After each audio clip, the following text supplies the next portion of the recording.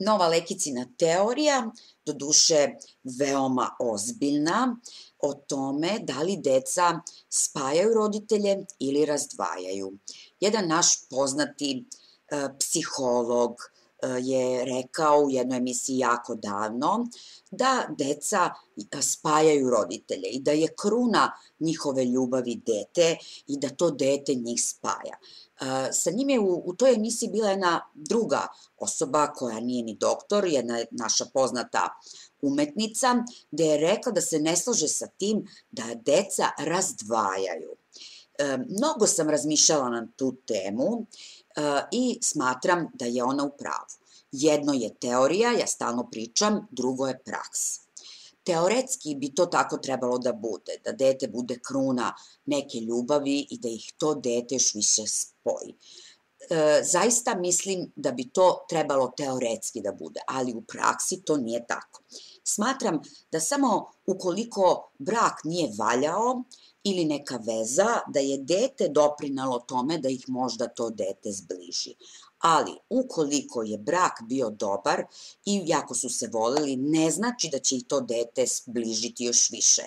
To dete može samo da ih razvoji. Tako da smatram da je ta estradna umetnica životno veoma iskusna i da je bila potpuno u pravu, a da doktor psihijatar, psiholog, prosto nije mogao da pobije definicije iz udžbenika. Tako da udžbenici nekad ne propagiraju ono što zaista jeste, život diriguje istini. Tako da, znači, moja teorija je da deca razdvajaju roditelje ukoliko roditelji naprave neke ogromne greške pri odgajanju. Najčešće se to desi kada majka se toliko veže za to dete da zanemari svoga supruga, onda se suprug tu oseti veoma odbačenim, odlazi od kuće, počinje da ima druge zanimacije, da mu nije više supruga ta zanimacija koja je bila do tada.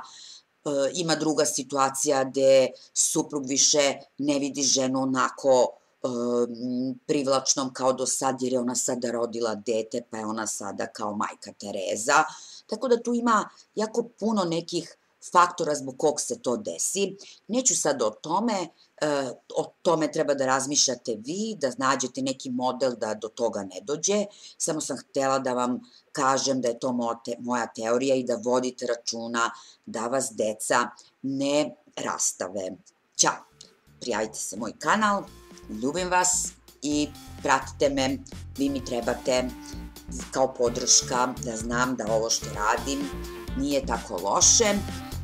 Ja imam jedan snimak o kompleksima, nemam kompleks više vrednosti, imam kompleks možda niže vrednosti, ali u granicama normalan. Tako da mi vi trebate da znam da to što radim